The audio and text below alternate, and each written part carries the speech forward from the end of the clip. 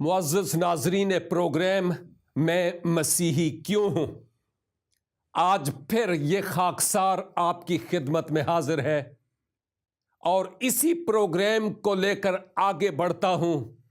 ہر programme میں ایک خاص تھاٹ، ایک خاص خیال آپ کی خدمت میں پیش کرتا ہوں اور اس خیال کو لے کر آپ دوران ہفتہ سوچتے رہتے ہیں۔ ایون یہ پروگرام بھی دوران ہفتہ بارہا بار ریپیٹ کیا جاتا ہے تاکہ ہم مل کر سیکھیں اور برکت پائیں۔ ہماری اسکرین پر ہمارا ایڈریس، فون نمبر، کنٹیکٹ بھی آپ کو ملے گا۔ آپ ہم سے رابطہ کر سکتے ہیں، ہم آپ کی بہر صورت مدد کریں گے، اسپرچولی، روحانی طور پر، کلام مقدس کی ان خوبصورت باتوں کے ذریعہ سے، اور آپ کے لیے دعا بھی کریں گے اور آپ کو نیک مشورہ جات ضرور دیں گے۔ دعا ہے کہ خداوند کریم ہمارے ان پروگرامز کے وسیلہ سے آپ کی سوچوں کو، آپ کے خیالوں کو چار چاند لگائے، اور بہت سارے لوگ جو میری طرح ماضی کی تاریک وادیوں میں گم تھے، روح پاک کی قدرت سے ان کو باہر نکالا جائے تاکہ وہ بھی ان عجیب اور خوبصورت باتوں کو سیکھنے والے ہو سکیں۔ ناظرین، اس پروگرام میں کہ میں مسیحی کیوں ہوں، کئی ایسی باتیں آپ کی خدمت میں پیش کرتا ہوں جو میرے لیے بڑی سوچ و بچار کا سبب تھی، اور آج بھی جب اپنے ماضی کو یاد کرتا ہوں اور ان باتوں پر سوچتا ہوں تو میں حیران رہ جاتا ہوں، کیونکہ بے شمار لوگ آج بھی لکیر کے فقیر کی حیثیت سے اپنا جیون گزار رہے ہیں۔ مثلاً ایک بات جو اکثر اوقات کہی جاتی ہے، اور وہ بات حلال اور حرام کے بارے میں ہے کہ میں کون سی چیز کھا سکتا ہوں اور کون سی نہیں کھا سکتا، یا پینے پلانے کے اعتبار سے میں کون سی چیز پیوں اور کون سی نہیں، یا میں کون سا کام کروں اور کون سا نہ کروں۔ جب ہم ان پہلوؤں کو دیکھتے ہیں تو کچھ لوگ ہم سے یہ سوال کرتے ہیں کہ کیا آپ کے پاس حلال اور حرام کی کوئی تمیز ہے کہ نہیں؟ میں سمجھتا ہوں کہ ہمارے پاس جو تورات شریف کی کتاب ہے، اس میں اگر ہم احبار کی کتاب یعنی تورات کی تیسری کتاب اور اس کے 11 باب کو دیکھیں تو پھر شروع سے لے کر آخر تک بڑی تفصیل کے ساتھ ہمیں یہ ذکر ملتا ہے کہ کون سے جانور کا گوشت ہم کھا سکتے ہیں اور کون سے جانور کا نہیں، اور کون سی چیزیں ہم اشیاء خورد و نوش میں سے کھا سکتے ہیں، پی سکتے ہیں، کون سی نہیں۔ ہمارے پاس ایک پیمانہ ہے اور اس کے مطابق ہم چلتے ہیں، اور بہت سارے لوگ آج جو حرام اور حلال کی رٹ لگاتے ہیں، ان کے پاس اپنی کوئی شریعت نہیں ہے، کیونکہ جو کچھ ان کے پاس ہے وہ پہلے سے تورات میں آلریڈی موجود ہے کہ کون سی چیزیں تم کھا سکتے ہو اور کون سی چیزیں نہیں کھا سکتے، کن حیوانات کا گوشت کھا سکتے ہو اور کن کا تم نہیں کھا سکتے۔ میں سمجھتا ہوں کہ خدا نے खालिक कायनात ने जब कुछ जानवरों के गोश्त के खाने से मना किया तो उसके पीछे कोई रीजन था और है। बगैर किसी वजह और रीजन के उसने हमें मना नहीं किया। साफ जाहिर है कि उसके पीछे कोई रीजन है, कोई वजह है कि हम फलां जानवर का गोश्त ना खाएं और फलां का खाएं। उसके पीछे कोई रीजन है। एक सबसे बड़ा रीजन यह है कि खुदा सबसे बड़ा तबीब है, सबसे बड़ा मुहक्किक है और सबसे ज्यादा दानिशवर है। उससे बढ़कर कोई और साइंसदान भी नहीं है। खुदा ने जब यह सब कुछ पैदा किया तो जिस मकसद के लिए पैदा किया, पैदा करने के बाद उसने कहा कि अच्छा है। जिस मकसद के लिए हैवानात पैदा हुए, उस मकसद को पूरा करने के बाद हक ताला ने कहा कि अच्छा है, यानी मैंने खूब अच्छा काम किया, परफेक्ट, कोई चीज इसमें मैंने पीछे छोड़ी नहीं है। लेकिन दूसरी तरफ जब मैं यह देखता हूं कि वो कौन सी चीजें हैं जिनके खाने से उसने मना किया और क्यों किया, तो ये कौन सी चीजें हैं, कौन से जानवर हैं, यूं तो पूरा सेशन मेरा इसी में चला जाएगा अगर मैं उन डिटेल्स या तफासील की बात करूं। अच्छा होगा कि आप अहबार की किताब का मुतालिया करें तो आपको पता चल जाएगा कि किन किन से मना किया और किन किन की इजाजत दी है। खुदा ने जिन जानवरों के गोश्त के खाने की इजाजत दी, आम तौर पर उनको हलाल जानवर कहा जाता है, और जिन जानवरों का गोश्त खाने से उसने हमें मना फरमाया, आम फहम जुबान में आजकल हराम का लफ्ज इस्तेमाल होता है, यानी वो जो जायज नहीं है शरई तौर पर, और खुदा की तरफ से भी जो नाजायज है उसको नहीं छूना, नहीं हाथ लगाना। अब अगर उन जो नाजायज और हराम जानवर हैं, अगर हम उनका गोश्त खाते हैं तो कोई उसके पीछे रीजन है कि क्या होगा।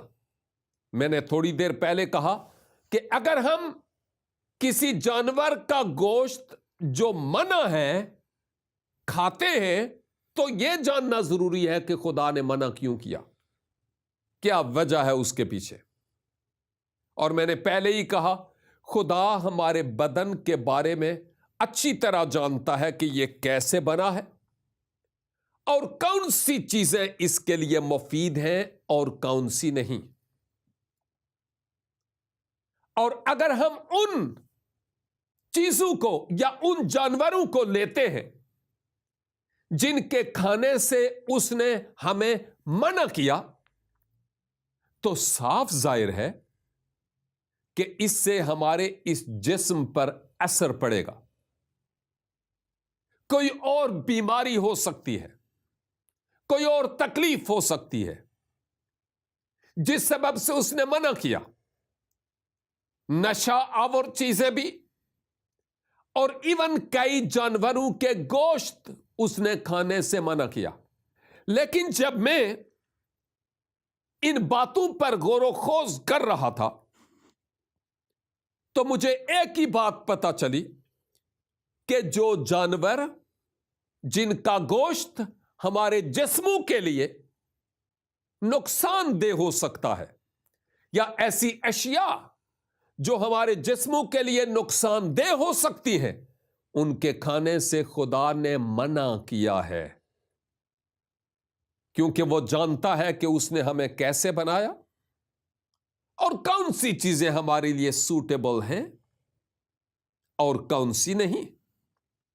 اب میرے ایک مسیحی دوست نے ایک بار مجھ سے یہ سوال کیا، اور سوال بڑا عجیب سا تھا کہ صاحب یہ بتائیے، انجیل مقدس میں سے کوئی ایسی دعا بتائیں کہ جب میں مرغی ذبح کروں تو اس کے لیے وہ دعا پڑھی جائے تو پھر وہ حلال ہو جائے، یا مجھے کوئی ایسی دعا بتائیں کہ جو جانور ذبح کیا جائے اس پر وہ دعا پڑھی جائے تو وہ حلال ہو جائے۔ سچ پوچھے تو میں حیران رہ گیا، واقعی حیران ہو گیا، کیونکہ حقیقت یہ ہے کہ کوئی ایک مخصوص دعا تو لکھی ہوئی ہے نہیں جو میں آپ کی نظر کر سکوں، لیکن یہ میں ضرور کہوں گا کہ وہ حیوانات جن میں مرغی بھی شامل ہے،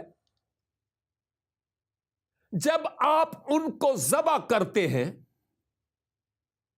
تو ذبح کرنے سے پہلے آپ کوئی بھی دعا کر سکتے ہیں رب العزت کے حضور۔ مثلا آپ شکر گزاری کر سکتے ہیں کہ تو نے یہ حلال جانور میرے کھانے کے لیے دیا، میں تیرا شکر ادا کرتا ہوں، اور جب میں اس حلال جانور کو ذبح کرتا ہوں اور بعد میں اس کا گوشت کھاتا ہوں تو اگر اس جانور میں کوئی مضر اثرات ہیں بھی تو وہ المسیح کے نام سے مکمل طور پر دور ہو جائیں۔ اس دعا کے ساتھ ہم جانور کو، ایون مرغی کو ذبح کر سکتے ہیں،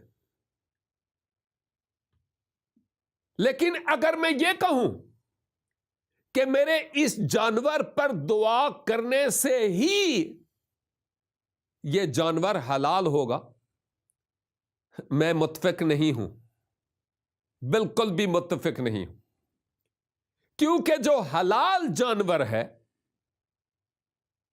اس پر کچھ پڑا جائے یا نہ پڑا جائے وہ حلال ہی ہوگا۔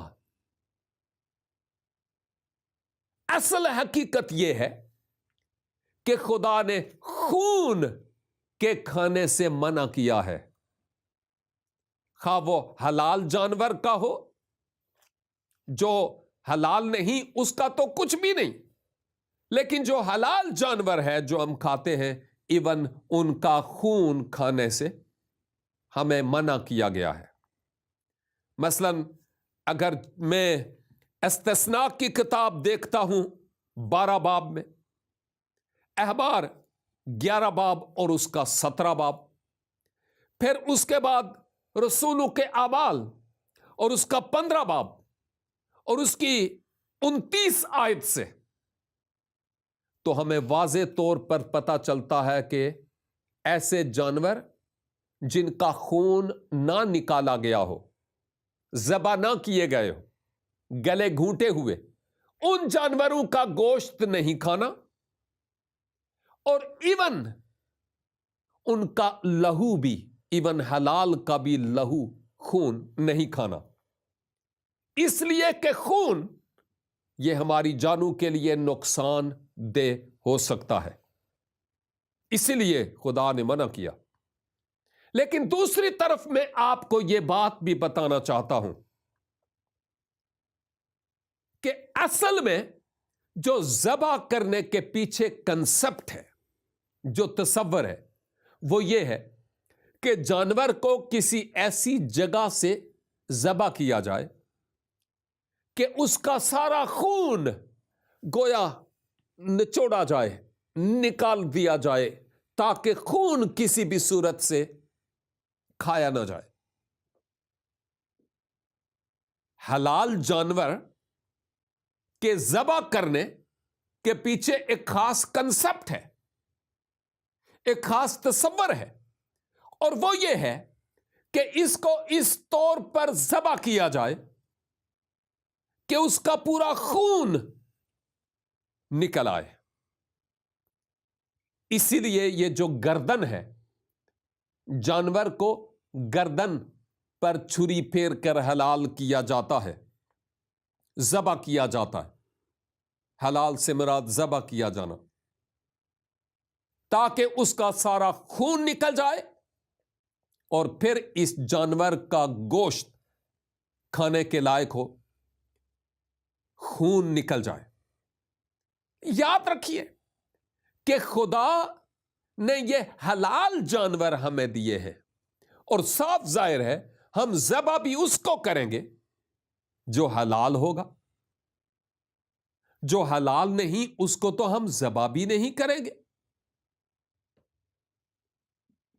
خدا نے جس جانور کو ہمیں کھانے کے لیے دیا ہے، ہم اسی کے گلے پر چھری پھیریں گے تاکہ اس کا سارا خون نکل جائے، اور اس کے بعد ہم پکائیں گے اور کھائیں گے بھی۔ اب اگر میں یہ کہوں کہ حلال جانور جس کو خدا نے حلال کر دیا، میری دعا کے سبب سے وہ حلال ہوگا، تو بابا وہ تو آلریڈی حلال ہے۔ جو جانور آلریڈی حلال ہے اس کے لیے چاہو تو کچھ بھی نہ پڑھو، چاہو تو رب العزت کے حضور شکر گزاری کرو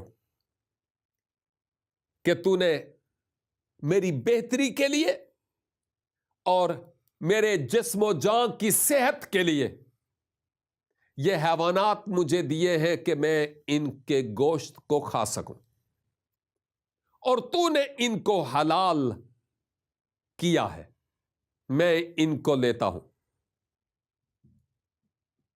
جن جانوروں کو خدا نے پہلے سے ہی حلال کر دیا ہے، ان جانوروں کے بارے میں اگر میں یہ کہوں کہ نہیں نہیں نہیں نہیں، میری دعا کے سبب سے یہ جانور حلال ہوگا، تو پھر بات شاید آپ کو کڑوی لگے اور عجیب بھی لگے کہ حلال جانور کو جس کو خدا نے حلال کیا، آپ کے پاس کون سا اختیار ہے کہ آپ اس کو پھر سے حلال کریں؟ دعا کریں، شکر گزاری کریں، لیکن کوئی مخصوص ایک رٹی رٹائی دعا نہیں ہے جو کی جائے اور پھر اس کو ذبح کیا جائے۔ شکر گزاری کریں اور اس کا خون جیسے نکال سکتے ہیں نکالیں، لیکن سارا خون اس کا نچڑ جانا چاہیے۔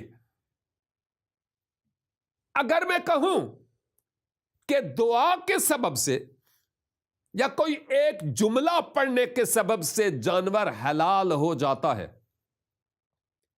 تو پھر تو وہ جو جانور حلال نہیں ہے، حرام ہے اور ناجائز ہے، پھر تو ان کو حلال کرو بھائی۔ کیونکہ اگر ایک دعا پڑھنے سے، اور وہ بھی آپ کے دعا پڑھنے سے، وہ حلال ہو جائے گا، تو پھر بہت سارے حرام ہیں، ان پر دعا کرو اور ذبح کرو نا، وہ بھی حلال ہو جائیں پھر۔ لیکن ایسا نہیں ہے، ایسا نہیں ہے۔ جو جانور حرام ہے وہ حرام ہے، ناجائز ہے، کھانے کے لیے اچھا نہیں، اس پر جون سی مرضی دعا کرو، یہ خدا کے حکم کی نافرمانی ہوگی۔ اس لیے اچھا ہے کہ وہ تمام حیوانات جو خدا نے ہمارے کھانے کے لیے دیے ہیں وہ آلریڈی حلال ہے. یہ نہ سمجھیں کہ آپ کے کچھ کرنے سے وہ حلال ہوں گے. نو، وہ آلریڈی حلال ہے. شکر گزاری کریں اور چھری پھیریں تاکہ اس کا لہو نکل جائے. That's all. جو رسولوں کے اعمال کی کتاب سے میں نے حوالہ دیا، یہ 15:29، یروشلم میں یہ سب سے پہلی مسیحی کانفرنس ہوئی تھی، اور اس میں یہ فیصلہ کیا گیا تھا کہ گلا گھونٹے ہوئے جانوروں کا گوشت نہیں کھانا اور خون نہیں کھانا. ایک لحاظ سے آپ کہہ سکتے ہیں کہ حرام. اب یہی ایک اہم ترین بات ہمیں یہاں پر نظر آتی ہے. یہ نہ سمجھیے کہ آپ کے کسی مخصوص فریز یا جملہ کے پڑھنے کے سبب سے حرام بھی حلال ہو جائے گا. ایسا ہو نہیں سکتا، کیونکہ خدا نے آلریڈی جن حیوانات کو حلال کر دیا ہے وہ حلال ہے. صرف ان کا خون مکمل طور پر نکالنے کی ضرورت ہے، خون نہیں کھانا. یہی تو ایک اہم ترین صداقت ہے. اسی لیے تو میں نے کہا کہ اگر کچھ پڑھنے سے جانور حلال ہو سکتا ہے تو پھر ان پر پڑھو جو حلال نہیں ہے.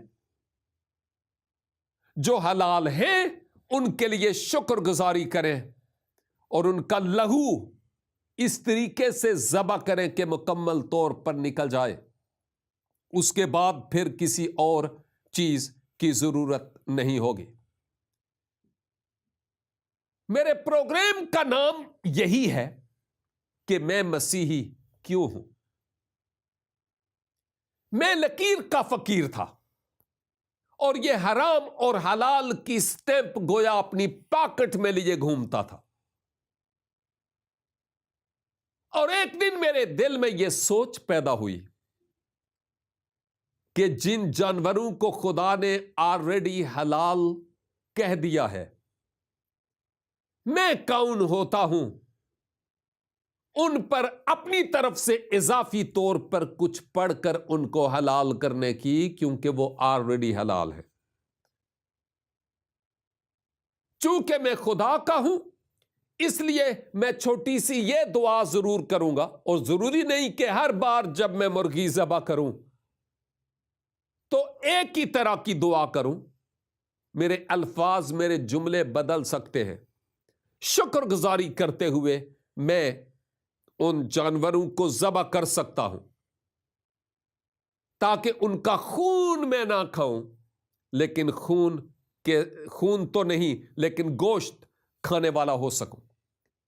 میرے کہنے کا مطلب یہ ہے کہ آئیں ہم یہ حرام اور حلال کی جو تمیز خود لیے بیٹھے ہیں اس کے مطابق تورات کی 3 کتاب احبار 11 کو دیکھیں کہ کون سے حیوانات کا ہمیں گوشت کھانا چاہیے اور کون سے حیوانات کا نہیں.